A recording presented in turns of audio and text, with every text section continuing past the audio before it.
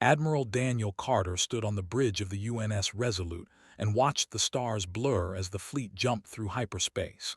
Around him, 600 human warships moved as one. Behind them, nearly 1,000 vessels followed in perfect formation. It was the largest combined fleet in galactic history, and today it would end a war that had lasted 15 years. The Dominion had terrorized this region of space for centuries. They were predators in every sense of the word. They raided colonies, enslaved populations, and destroyed anyone who stood against them. When humanity joined the Galactic Coalition 60 years ago, the Empire had welcomed them as useful soldiers. Not equals, never equals, but useful. Daniel had spent his entire career fighting alongside the. He had bled for the Coalition. He had buried friends and watched good people die in battles that earned humanity nothing but grudging respect. They looked down on humans. They called them young and primitive. They laughed at human emotions and mocked human customs, but they could not deny that humans knew how to fight. Captain Laura stepped up beside him. She was his tactical officer and one of the finest soldiers he had ever served with. Her eyes were fixed on the display screens showing the fleet's position. 30 minutes to arrival, she said quietly. I never thought I would see this day. Daniel nodded. 15 years of war, millions dead, and today we end it. The plan was simple. The combined fleet would strike while their main forces were scattered across the frontier. It would be a decisive blow. They had provided the intelligence, the coordinates, and the timing. Humanity had provided 70% of the combat ships. That was always how it worked. Humans did the dying, took the credit. But Daniel did not care about credit. He cared about ending the war and bringing his people home. On the diplomatic channel, Ambassador Cole's voice crackled through. He was aboard a command ship, serving as humanity's liaison to their allies. His tone was tense. "Admiral, something is wrong." Daniel frowned. "What do you mean?" "I have been monitoring communications. There is a lot of encrypted traffic between their high command and someone else. I cannot break the codes, but the patterns are strange. They started 3 days ago and have been increasing." "Probably coordination for the attack," Daniel said, though a small seed of doubt planted itself in his chest. "Maybe," replied, "but why encrypt communications from their own allies?" Before Daniel could respond, the fleet dropped out of hyperspace. They hung before them, a massive planet surrounded by orbital defense platforms and hundreds of warships. The enemy was waiting. Daniel's blood went cold. They knew we were coming. The fleet was not scattered across the frontier. It was here, assembled and ready. But that was not the worst part. The ships were not moving to attack. They were holding position as if waiting for something. Laura's voice cut through the bridge. "Admiral, the fleet is breaking formation." Daniel spun to look at the tactical display. The 1,000 ships that had been flying behind them were spreading out, surrounding the human fleet on all sides. Their weapons were powering up. "What are they doing?" someone shouted. The answer came a moment later when the first ship opened fire. A beam of blue energy sliced through a human cruiser, cutting it in half. Then another ship fired, and another. Within seconds, the space around them was filled with weapons fire, and all of it was aimed at human vessels. Daniel stood frozen for a single heartbeat. His mind refused to accept what he was seeing. They were their allies. They had fought side by side for decades. This could not be happening. But it was. "All ships, evasive action," he roared into the fleet comm. "Return fire on vessels. This is not a drill. We are under attack by coalition forces." The bridge erupted into chaos. Alarms screamed. Officers shouted orders. The Resolute shuddered as enemy fire struck its shields. On the display screens, Daniel watched human ships explode one after another. They had been caught completely off guard, positioned for an assault on the planet, not a defense against their own allies. Laura worked frantically at her console. "They are targeting our engines and weapons first. This is coordinated. They planned this. "They are moving," another officer called out. "They are joining the attack." Daniel understood then.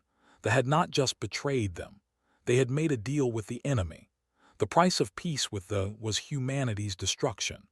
Two empires that had been at war for centuries had found common ground in their desire to eliminate the upstart species from Earth. Ambassador Cole's voice came through one final time, broken and desperate.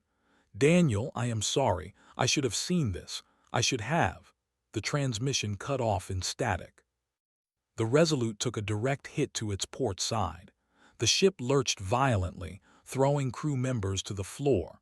Fire suppression systems activated. Damage reports flooded in from every deck. "Shields at 40%, Laura reported. "We cannot survive this." Daniel looked at the tactical display. Of the 600 human ships that had entered this system, fewer than 200 were still fighting. The rest were debris fields and dying flames. Millions of his people, soldiers who had trusted him to lead them, were dead or dying. He had one choice left. "All surviving ships, emergency jump to fallback coordinates," he ordered. "Get out of this system now." "Sir, we cannot leave them," Laura protested, her voice cracking. "Those who can still jump will jump. Those who cannot," Daniel's voice faltered. "May they forgive us." The Resolute's engines powered up. Around them, the surviving ships did the same, and weapons continued to tear into the fleeing vessels. More ships died in those final seconds than in any single battle of the war. As the hyperspace window opened, Daniel activated an open broadcast on all frequencies. He wanted them to hear this. He wanted them to hear this. He wanted the entire galaxy to hear this. "This is Admiral Daniel Carter of the United Earth Navy. Today, you murdered millions of our people. You betrayed every oath and every bond of alliance. You thought this would break us. You thought this would end us." He paused as the ship began to jump, the stars stretching into lines around him. "You were wrong. Humanity will remember this, and humanity will respond." The Resolute vanished into hyperspace, leaving behind the burning wreckage of the human fleet. Of the 600 ships that had come to end a war, only 72 escaped. The rest were silence and ash. But in that silence, something had awakened, something they had never considered. They had studied humans for decades.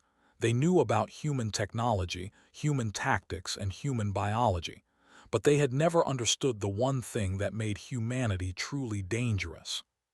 Humans did not forget. And humans did not forgive. The news reached Earth 3 days after the massacre. At first, no one believed it. The reports had to be wrong. They were allies. They had fought together for 60 years. There had to be some mistake. But then the surviving ships arrived. 72 vessels limped into Earth's orbit, their hulls broken. They carried wounded soldiers and terrible stories. They carried proof. Secretary General Grant watched the footage in her private office. She watched ships turn their weapons on human vessels. She watched them join the slaughter. She watched millions of her people die in minutes. When the footage ended, she sat in silence for a long time. Her aide knocked on the door. "Ma'am, Admiral Carter is here." Stood and straightened her uniform. "Send him in." Daniel Carter walked in slowly. He had aged 10 years in 3 weeks. His eyes were hollow and his shoulders carried a weight that would never lift. He had led 600 ships into battle. He had brought back 72. The dead would haunt him forever. Admiral said quietly, "I am sorry." Daniel shook his head. "Do not apologize to me. Apologize to the families of the 4 million soldiers who trusted me to bring them home. You could not have known." "I should have known." He looked at her with eyes full of cold fire. "But that does not matter now. What matters is what we do next." Nodded and activated a display screen. A message appeared, transmitted across all human frequencies just hours ago. It was from High Commander, the military leader who had planned the betrayal. "People of Earth," the message read, Your fleet has been destroyed. Your military power is broken. The Empire and the Dominion have formed a new alliance, and we demand your complete surrender. You will disarm all remaining ships. You will accept occupation forces on all colony worlds. You will submit to our authority. Refuse, and we will finish what we started. You have 30 days. Daniel read the message twice. Then he laughed. It was not a happy sound. They think we are finished, he said. Are we not? Asked carefully. Daniel looked at her. Madam Secretary, do you know why they always treated us as inferiors? Why they laughed at us and mocked us even as we died for their wars? Because they believed we were primitive. Because we let them believe it. Daniel stepped closer. For 60 years, we showed the galaxy only what we wanted them to see. We showed them bravery and loyalty and determination. We showed them soldiers who would fight and die for their allies. But we never showed them what we were truly capable of. Was quiet for a moment, then she asked, "What are you saying, Admiral?" I am saying that humanity has weapons we have never used, technologies we developed and then locked away because we considered them too terrible. We made a choice to be civilized. We made a choice to fight with restraint. Daniel's voice hardened. That choice can be unmade. Walked to her window and looked out at the stars. Somewhere out there, enemies were celebrating humanity's destruction. They were laughing and planning their occupation.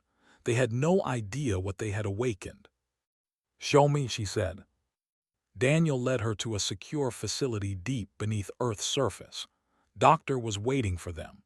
He was the chief scientist of a project that had been classified for over a century.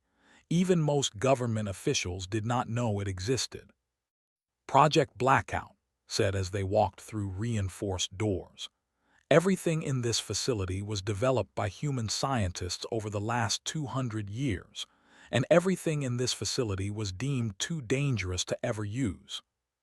The first room contained weapons, missiles that could crack a planet's crust, beam weapons that could cut through any known shield, bombs that did not just destroy matter but erased it from existence. The second room contained biological research, viruses that could target specific genetic markers, diseases that could wipe out an entire species while leaving others untouched, cures that humanity had never shared with the galaxy. The third room contained artificial intelligence, war machines with no ethical limitations, systems designed to fight with perfect efficiency and zero mercy. They had been created during humanity's darker ages and sealed away when cooler heads prevailed. Looked at it all, she understood why these things had been hidden. They were weapons of extinction. They were tools of genocide. No civilized species should ever use them. But humanity was no longer dealing with civilized species. How long to make these operational? She asked. Hesitated. The weapons can be mounted on existing ships within 2 weeks. The biological agents can be ready in a month. The AI systems, he paused, those can be activated immediately. Turned to Daniel. What do you recommend, Admiral? Daniel thought of the 4 million dead. He thought of their families. He thought of every human who had ever trusted the galaxy to treat them fairly. I recommend we give them exactly what they deserve, he said. 3 days later, Grant addressed the human population. Her speech was broadcast to every world, every station, and every ship that still flew human colors. Citizens of Earth and the colonies, she began, you have heard the enemy's demands. They want our surrender. They want our submission. They believe we are broken. She paused and let the words sink in. They are wrong. For 60 years, humanity showed the galaxy mercy. We fought with restraint. We held back our true capabilities because we believed in cooperation and peace.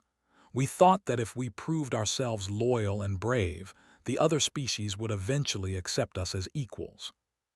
Her voice grew harder. We were fools. They never saw us as allies. They saw us as tools to be used and discarded.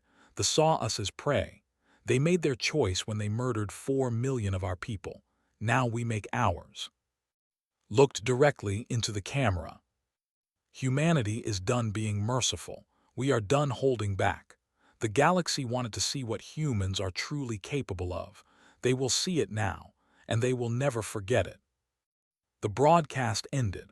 Across human space, production facilities that had been dormant for decades roared to life. Ships that had never been shown to the galaxy emerged from hidden shipyards. Weapons that should never have been built were loaded onto warships. In the ruins of the surviving fleet, Admiral Carter gathered his commanders. Among them was Captain Ben, a young officer who had lost his entire family in the massacre. His eyes burned with the same fire that Carter felt in his own chest. "The enemy expects us to surrender or die quietly," Daniel said. "We will do neither. We will rebuild. We will return. And we will teach the galaxy what happens when you betray humanity." Ben stepped forward. "When do we start?" Daniel looked at his officers. They were wounded and tired and grieving. But beneath the pain, he saw something else. He saw determination. He saw rage. He saw the cold, patient fury of a species that had been pushed too far. "We start now," he said, "and we do not stop until they are broken." The preparations began. Humanity worked in silence.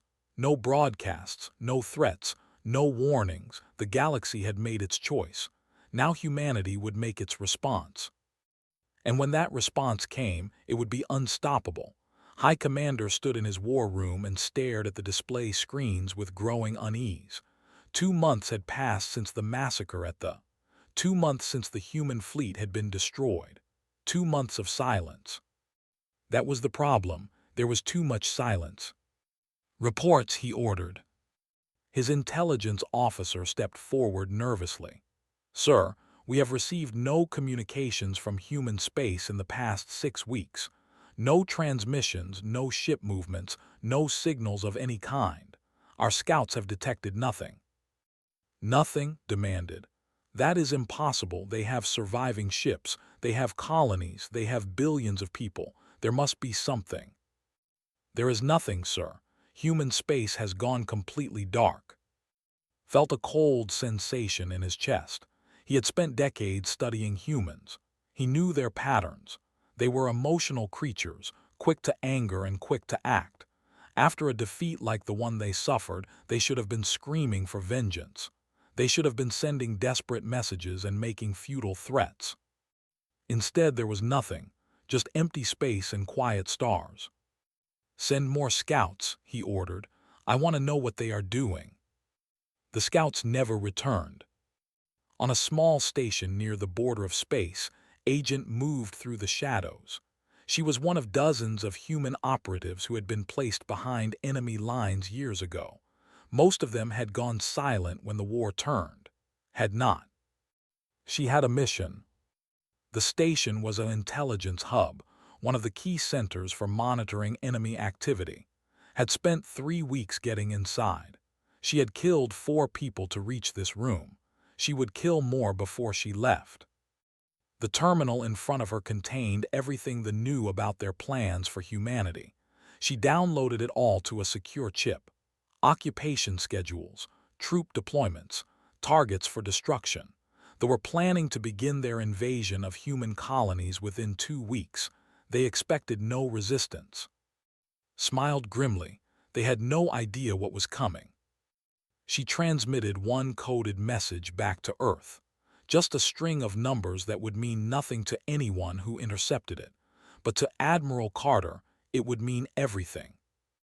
Then she destroyed the terminal, set charges throughout the station, and disappeared into the dark.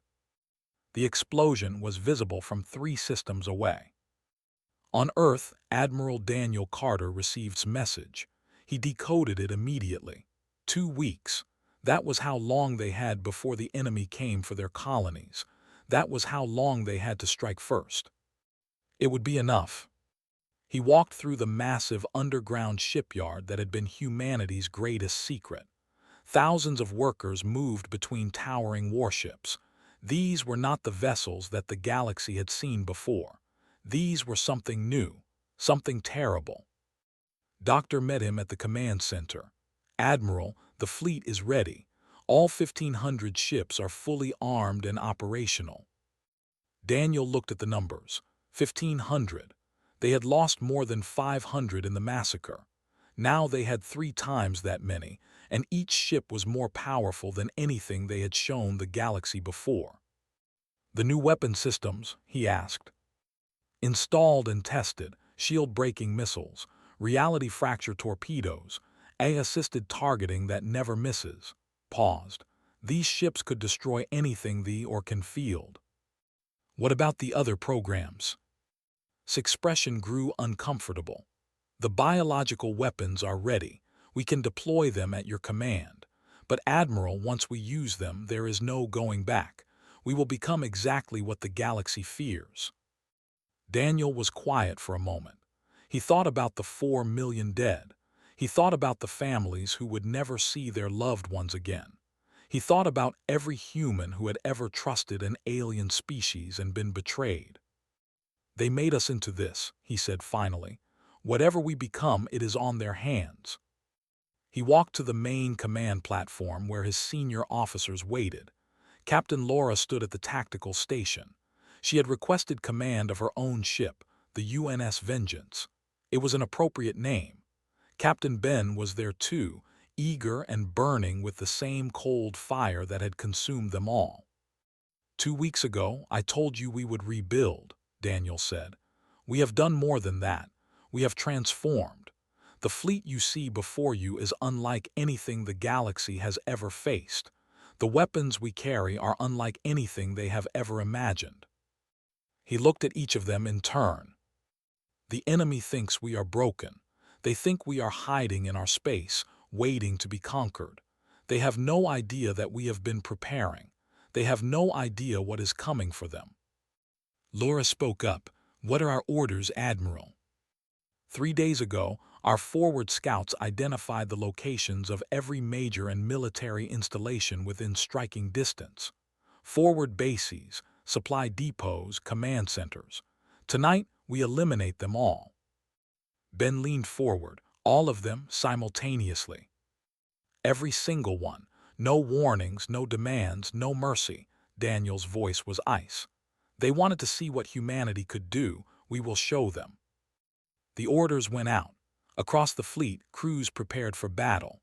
There was no celebration, no war cries, no speeches about glory. There was only quiet determination and cold purpose. These were not soldiers going to war. These were executioners going to work. The first sign the enemy received was when 3 of their forward bases simply vanished. One moment they were there, transmitting normal reports and going about their duties. The next moment there was nothing. No wreckage, no debris, no distress calls. The stations had been there and then they were not. High Commander received the reports with growing horror. He immediately ordered more scouts to investigate. None of them returned. He sent warships. They disappeared too. Within a week, 27 installations had been destroyed without a single survivor or witness. Panic began to spread through the Alliance. Soldiers who had been celebrating their victory now looked at the stars with fear.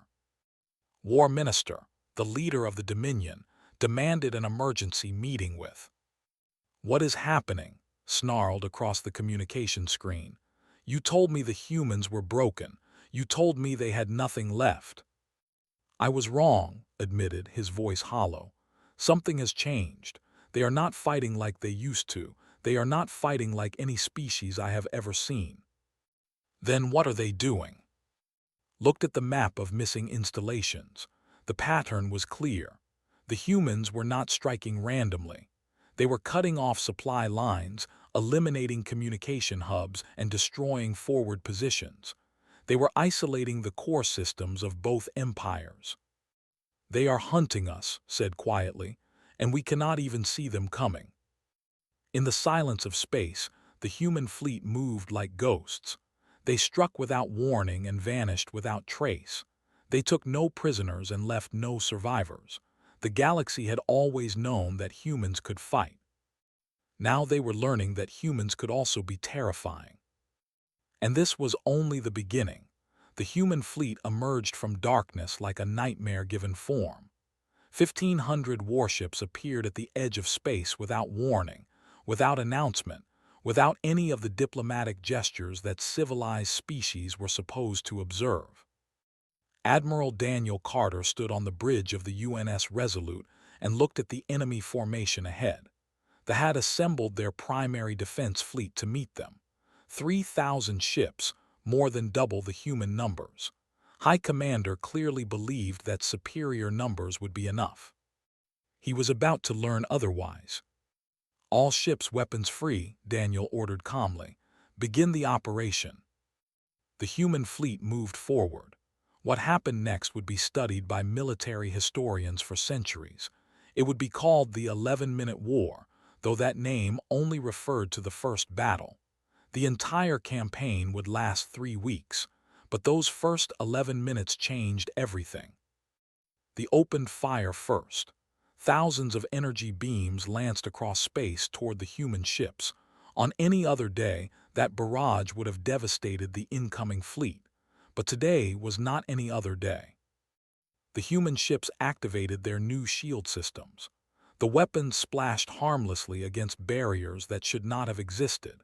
No known technology could generate shields that strong, but humanity had been developing technology in secret for a very long time. Then the humans returned fire. Reality fracture torpedoes struck the formation. These weapons did not simply damage ships. They tore holes in the fabric of space itself, creating brief windows of destruction that consumed everything nearby. Entire squadrons of vessels vanished in pulses of impossible light. Shield-breaking missiles followed, penetrating defenses that had been considered impenetrable. AI-assisted targeting systems found weak points that living operators could never have identified. Every shot hit, every hit killed. In 11 minutes, the defense fleet was reduced to scattered debris and dying flames. 3,000 ships destroyed, not captured, not disabled, destroyed. Captain Ben led the vanguard force through the wreckage. His squadron had been assigned to punch through to this primary naval base, a massive station that served as the heart of their military operations. Behind him, Captain Laura's precision strike teams moved to cut off any possible reinforcement. "Vanguard to Fleet Command," Ben reported. "No significant resistance. Repeat, no significant resistance. They are not even fighting back." "They are fighting," Daniel replied. "They just cannot hurt us." And that was the terrible truth. They were firing everything they had. Their weapons screamed across space in desperate barrages. Their ships maneuvered with all the skill their commanders possessed, but nothing worked. The human ships simply absorbed the attacks and kept advancing. On the command station, High Commander watched his empire die. His tactical displays showed nothing but destruction. His communication channels were filled with screaming officers reporting impossible losses. He had built his career on military victory. He had never imagined defeat like this. "All ships retreat," he ordered. "Fall back to the—" But there was nowhere to fall back to. Human squadrons had already blocked every escape route. Every jump point was covered. Every path to safety was closed. Laura's voice came over the fleet channel. "Admiral, the supply lines have been eliminated. Their reinforcement fleet will not be coming." "Confirmed," Daniel replied. "Continue operations." The campaign rolled forward with mechanical precision. Human forces struck military targets, command centers, and shipyards. They destroyed weapon platforms and eliminated defensive positions. What they did not do was target civilian populations.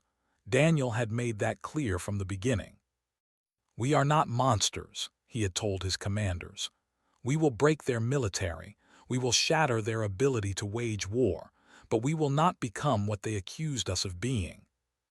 Some had questioned that decision. After what they had done, after the massacre of 4 million humans, many wanted blood. But Daniel understood something that others did not. This war was not just about revenge. It was about establishing humanity's place in the galaxy. If they slaughtered civilians, they would be feared but never respected. If they showed restraint even in victory, they would be both. They were less fortunate in their military losses than the war minister tried to flee when his defense fleet was destroyed. His personal ship made it halfway to the jump point before a human cruiser intercepted it. The captain offered him one chance to surrender, refused. His ship was destroyed moments later. Panic had set in. The orbital defenses had been considered the strongest in the galaxy. They fell in a single day. Human ships took up positions around the planet, their weapons pointed at military installations and government facilities. High Commander finally understood the scope of what he had done. He had betrayed the wrong species. He had awakened something that should have been left sleeping. He sent a message to the human fleet. We wish to negotiate. We will return to pre-war boundaries. We will pay reparations. Please, let us discuss terms. There was no response. He sent another message. We surrender. We accept all conditions. Please respond. Silence. He sent a third message, this time on open frequencies so all his people could hear. Admiral Carter, I am High Commander. I orchestrated the betrayal I ordered the deaths of your soldiers. Take me, punish me, but spare my people. They only followed orders. This time there was a response. Admiral Daniel Carter's face appeared on every screen in space. His expression was calm, his voice was steady, and his words cut deeper than any weapon. You chose this. Then the transmission ended. The campaign continued. Ship by ship, station by station, base by base, the combined military power of the Empire and the Dominion was dismantled. There were no negotiations because humanity was not interested in negotiations.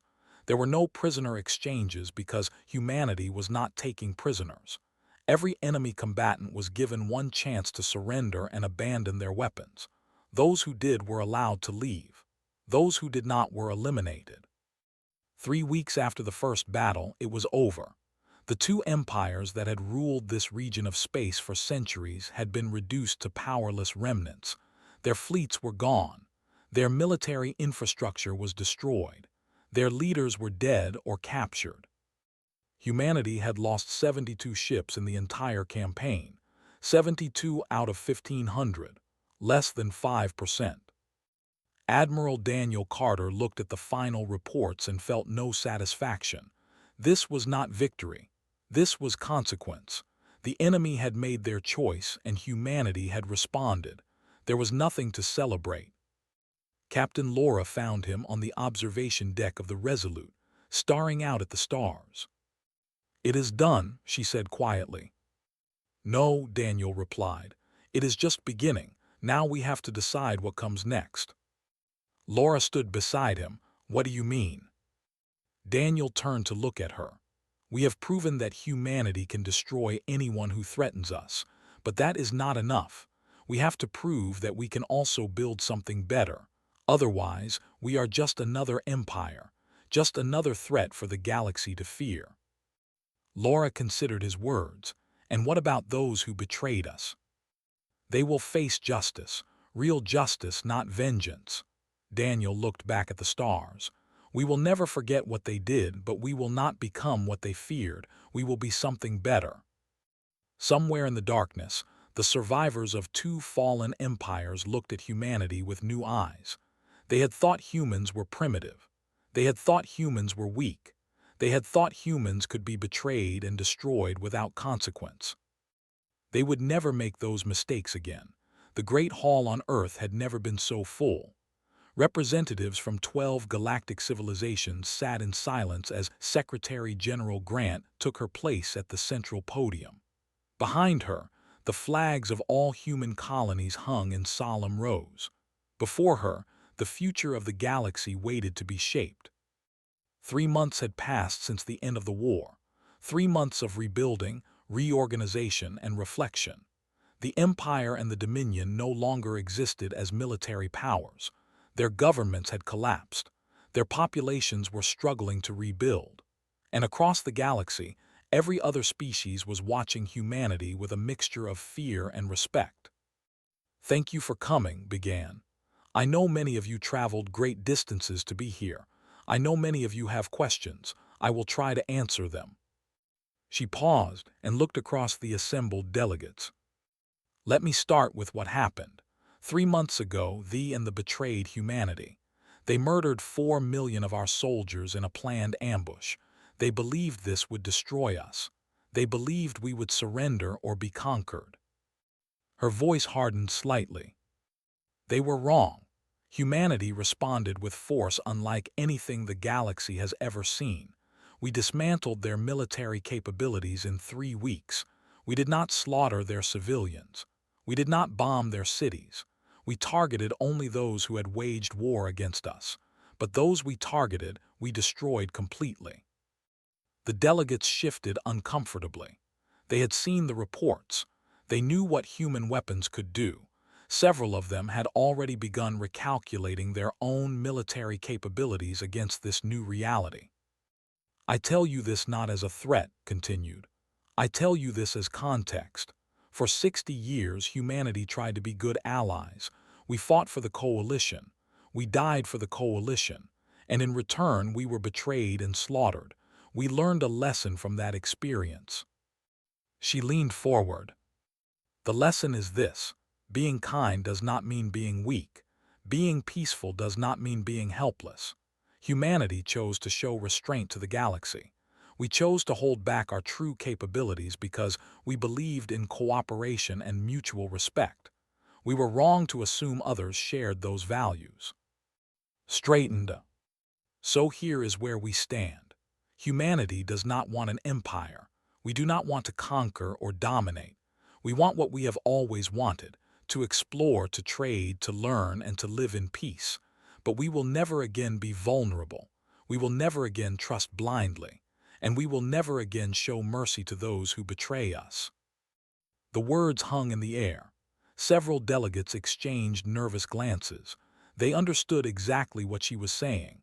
Humanity was offering friendship, but friendship with boundaries. Cooperation, but cooperation with consequences for betrayal. "If any of you have questions," said, "I will answer them now." One of the delegates, a tall figure from a neutral civilization called the, raised a hand. "Secretary General, what happens to the populations? Will humanity seek revenge against them?" Shook her head. "We have already taken everything we need from them. Their military power is gone. Their leadership is in custody. The populations will be allowed to rebuild under new governments, with human observers to ensure they do not rearm. We have no interest in further bloodshed." Another delegate spoke up. "And what of trade? Will humanity engage with the galactic community?"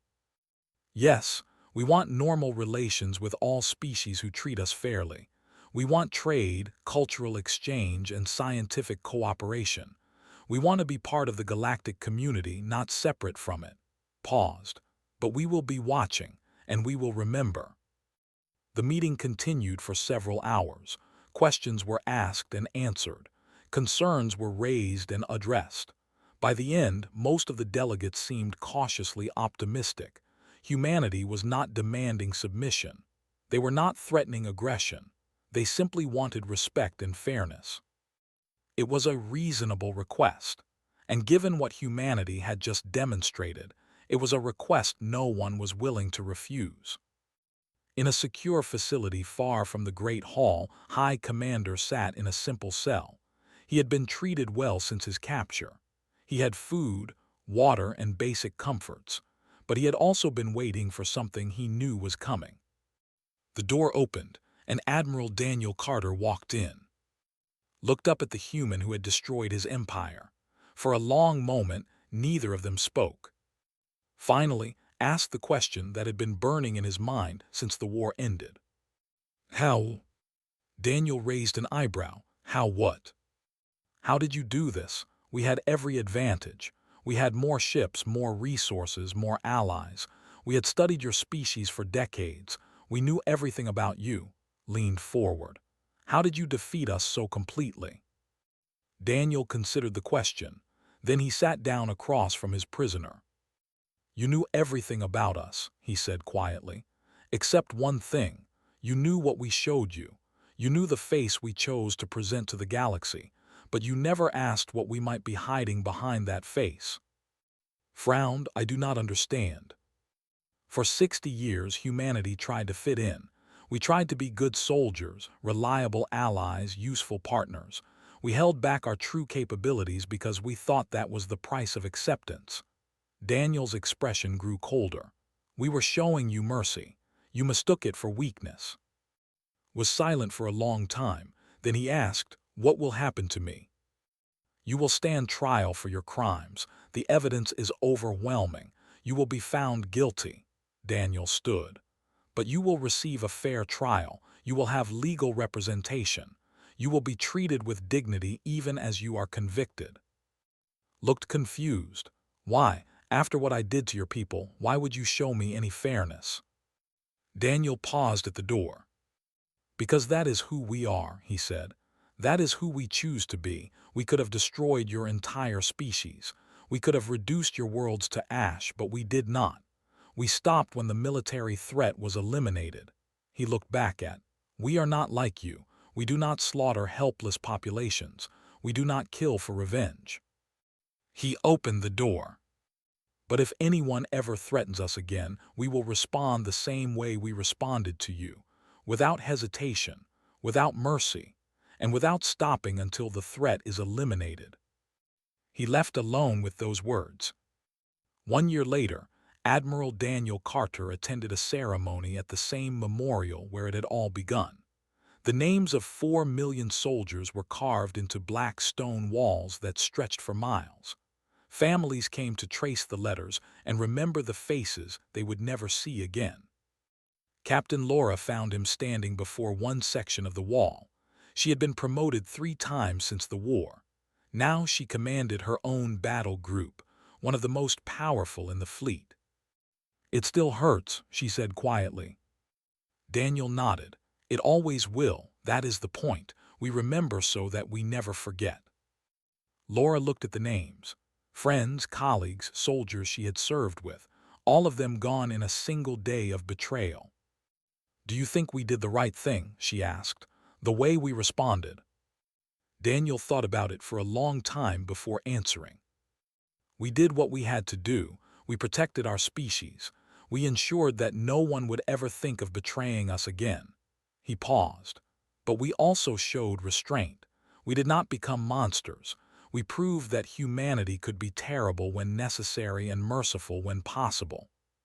He turned to look at her. "That is the balance we have to maintain. We have to be strong enough that no one dares attack us, and wise enough that no one needs to. We have to be feared by our enemies and trusted by our friends." Laura nodded slowly.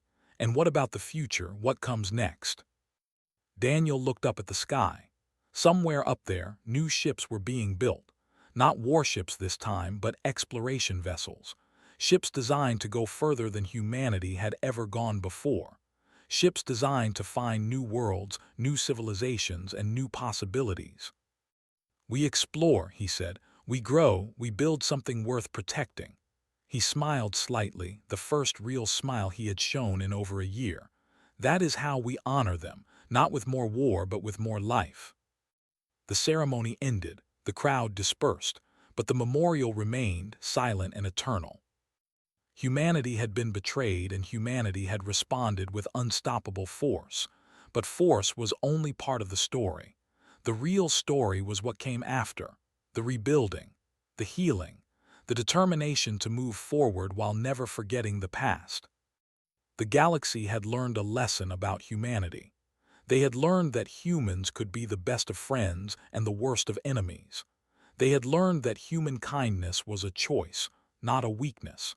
And they had learned that betraying that kindness would have terrible consequences. But they had also learned something else, something that surprised many of them.